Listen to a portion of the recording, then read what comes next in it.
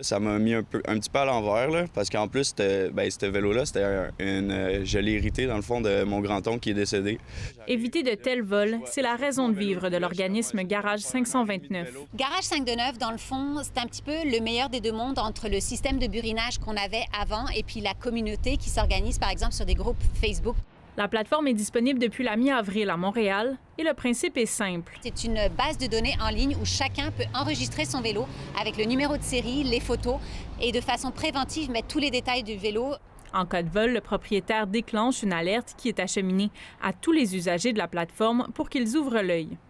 Les cyclistes peuvent aussi se procurer des autocollants inviolables dans les postes de police et chez certains détaillants. Cet autocollant-là, avec un numéro unique, va faire en sorte que quelqu'un qui veut acheter un vélo usagé va pouvoir, sur sa tablette ou son téléphone intelligent, vérifier si ce vélo-là est volé ou s'il est légitime. Ce n'est pas la première fois que le SPVM tente de freiner les vols de vélos.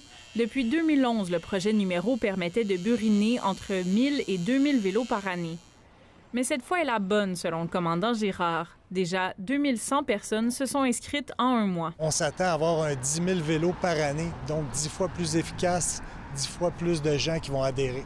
Et puis, à un rythme semblable, la police de Vancouver a obtenu, après la première année, 30 % de moins de vols de vélos.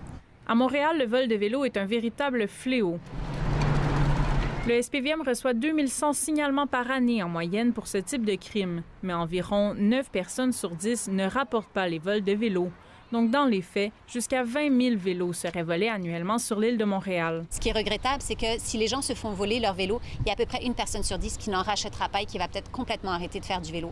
D'autant plus qu'avec la pénurie de vélos partout au Québec, il peut être difficile de s'en procurer un nouveau. Ici Alexandrie Bellil, Radio-Canada, Montréal.